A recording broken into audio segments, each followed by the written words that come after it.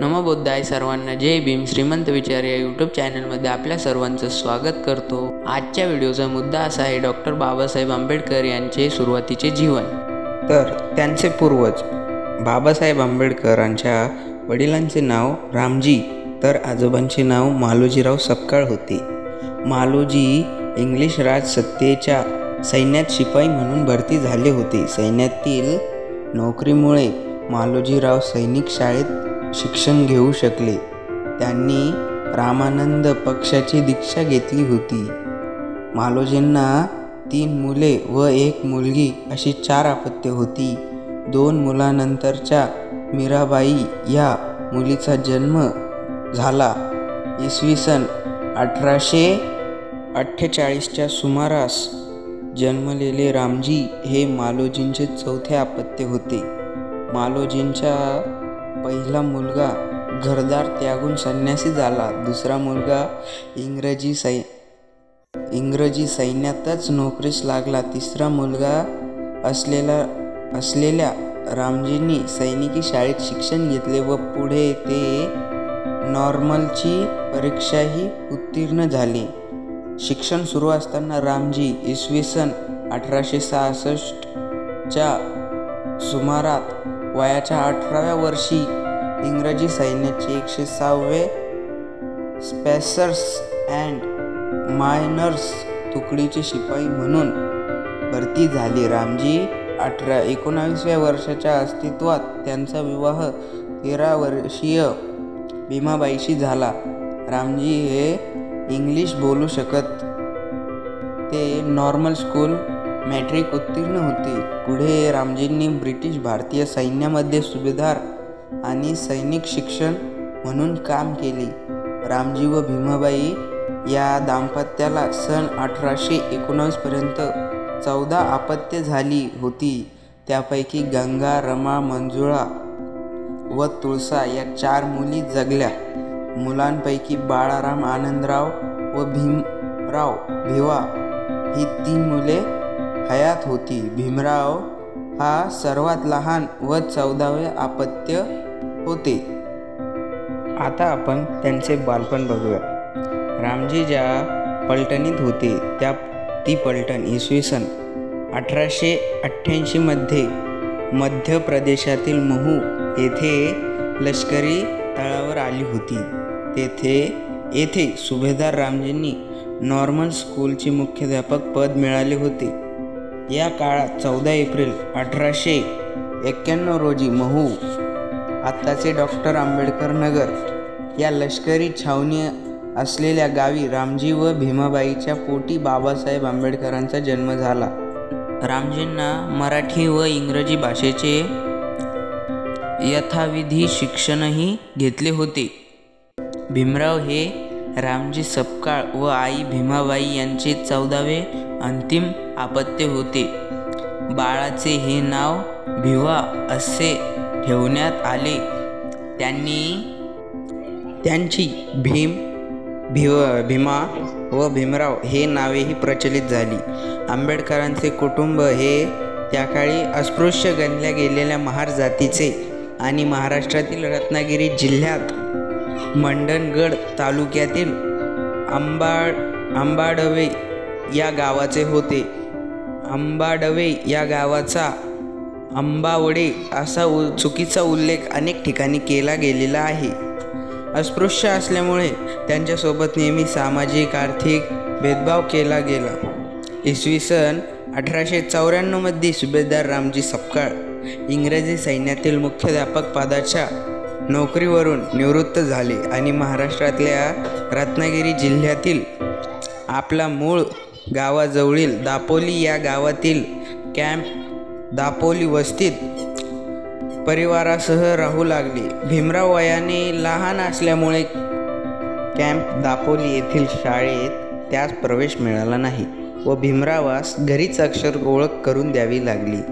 इसवी सन 1896 मध्ये रामजींनी आपल्या कुटुंबासह दापोली सोडले व ते साताऱ्याला जाऊन तेथे राहिले.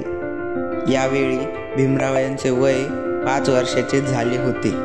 रामजींनी इसवी सन 1896 नोव्हेंबर महिन्यात सातारा येथील कॅम्प स्कूल या मराठी शाळेमध्ये भीमरावांचे नाव दाखल केले। या वर्षीच त्यांनी कबीर पंथाची दीक्षा घेतली। त्यांच्या या स्थानांतरानंतर थोड्या कालावधीत इसवी सन 1896 मध्ये मस्तकशूल या आजाराने आंबेडकरांच्या आई भीमाबाईचे निधन झाले। त्यावेळी आंबेडकर 5 वर्षाचे होते। त्यानंतर भीमासह व अन्य मुलांचे सांगोपन त्यांच्या आत्या मीराबाईंनी कठीण परिस्थितीत केले। साताऱ्याला आल्यावर थोड्याच दिवसानंतर भाड्याने घेतलेल्या एका बंगल्यात आंबेडकर कुटुंब राहू लागले। त्यावेळी भीमरावाचे वय 5 वर्षाचे झाले होते। हे वय त्यास शाळेत प्रवेश देण्यास योग्य होते। रामजींनी इसवी सन 1896 नोव्हेंबर महिन्यात सातारा येथील कॅम्प स्कूलमध्ये भीमरावांचे नाव दाखल केले। इसवी सन 1898 साली रामजींनी जिजाबाई नावाच्या विधवेसोबत दुसरे लग्न केले। साताऱ्यातील कॅम्प स्कूलमधील मराठी शिक्षण पूर्ण केल्यानंतर साताऱ्यातीलच सातारा हायस्कूल या इंग्रजी सरकारी हायस्कूलमध्ये भीमरावांचे नाव दाखल केले। कोकणासह महाराष्ट्रातील लोक पूर्वी आपले आडनाव आपल्या गावाच्या नावावरून ठेवत असत व त्यात शेवटी कर शब्द जोडण्याची प्रघात आहे। त्यामुळेच बाबासाहेबांचे आडनाव सपकाळ असताना त्यांचे वडील रामजी यांनी 7 नोव्हेंबर 1900 रोजी साताऱ्यातील गव्हर्नमेंट हायस्कूल आताचे प्रतापसिंह हायस्कूलमध्ये आंबाडवेकर असे आडनाव नोंदवले। साताऱ्याच्या या शाळेत भीमरावांना शिकवण्यासाठी कृष्णा केशव आंबेडकर नावाचे शिक्षक होते। शाळेच्या दप्तरात नोंदवलेले भीमरावांचे आंबडवेकर हे आडनाव उच्चारताना त्यांना ते आणि अडनिडे वाटत असे, म्हणून माझे आंबेडकर हे नाव तू धारण कर, त्यांनी असे भीमरावांना सुचविले। त्यावर भीमरावांनी होकार दिल्यावर तशी नोंद शाळेत झाली। तेव्हापासून त्यांचे आडनाव आंबडवेकरांचे आंबेडकर असे झाले। नोव्हेंबर 1904 मध्ये भीमरावांनी इंग्रजी 4थीची परीक्षा उत्तीर्ण केली व या वर्षी रामजी सपकाळ मुंबईला सहपरिवार गेले। तर आता आपण त्यांचे सुरुवातीचे शिक्षण बघणार आहोत। डिसेंबर 1904 मध्ये रामजी सपकाळ सहपरिवार मुंबईला आले व तेथील लोअर परळ भागातील बदक चाळ नावाच्या एका इमारतीच्या एका खोलीत राहू लागले। मुंबईमध्ये आल्यावर हे एलिफंटस रस्त्यावरील सरकारी शाळेत जाऊ लागले। एलिफंटस हायस्कूलमध्ये जाणारे ते पहिले अस्पृश्य विद्यार्थी होते।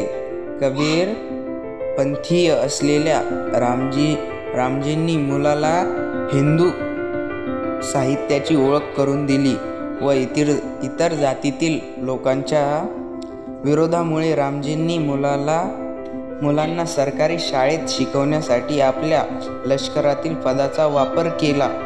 शाळेत प्रवेश मिळाला तरी भीमरावांना इतर विद्यार्थ्यांपासून वेगळे बसावे लागे आणि शिक्षकाचे सहाय्य मिळत नसे।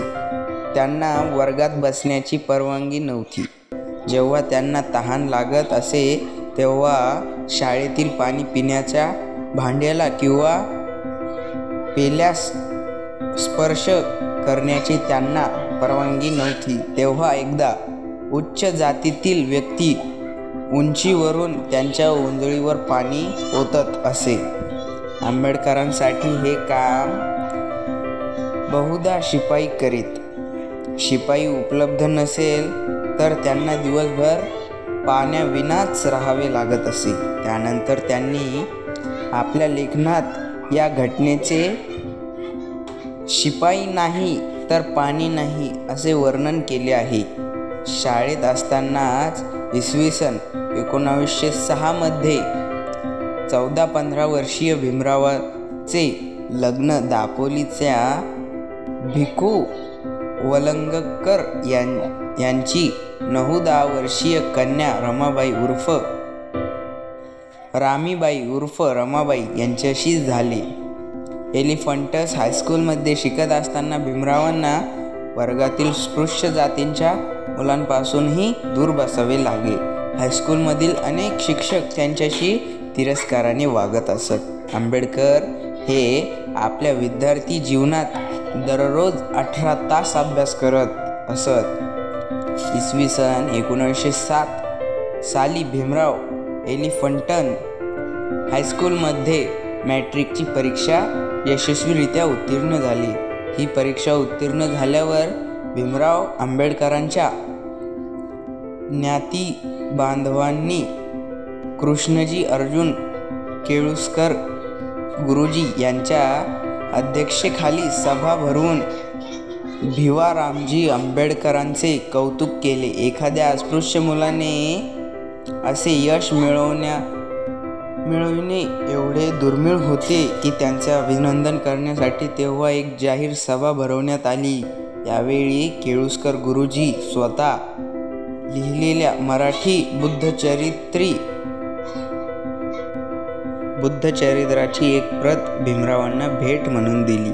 हे पुस्तक वाचल्यानंतर त्यांना पहिल्यांदाच बुद्धाच्या शिकवणुकीची माहिती मिळाली व ते बुद्धाप्रती आकर्षित झाले. आर्थिक अडचणीमुळे रामजी सपकाळ भीमरावांना महाविद्यालयीन शिक्षण देऊ शकतील अशी परिस्थिती नव्हती. त्यामुळे केळुस्कर गुरुजींनी मुंबईमध्ये महाराज सयाजीराव गायकवाड यांच्याशी भीमरावांची भेट घालून दिली. भीमरावांची हुशारी पाहून महाविद्यालयात शिक्षण घेण्यासाठी महाराजांनी त्यांना दरमहा 25 रुपयाची शिष्यवृत्ती देण्याची मंजूर केले. त्यानंतर 3 जानेवारी इसवी सन 1808 रोजी भीमरावांनी एलिफंटन महाविद्यालयात प्रवेश घेतला.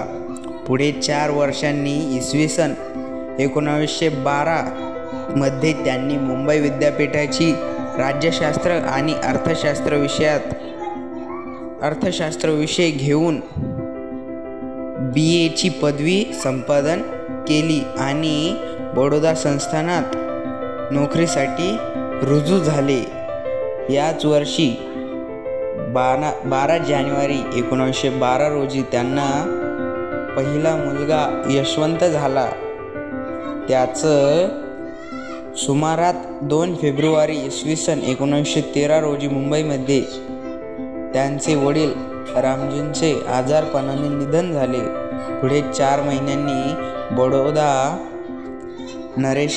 नरेशांकडून प्रति महिने 11.5 पाऊंड शिष्यवृत्ती घेऊन अमेरिकेतील कोलंबिया विद्यापीठात उच्च शिक्षण घेण्यासाठी त्यांनी प्रयाण केले व हे शिक्षण घेऊन आल्यानंतर डॉक्टर बाबासाहेब आंबेडकरांनी या भारताचा उद्धार केला. म्हणजेच त्यांनी भारतीय संविधान लिहिले.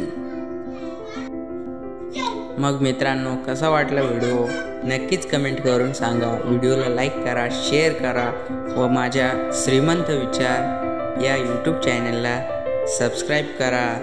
सर्वांना नमो बुद्धाय व माझा मानाचा जय भीम. अशाच माहितीसाठी माझ्या श्रीमंत विचार या यूट्यूब चॅनलला नक्कीच सबस्क्राईब करा. सर्वांना धन्यवाद.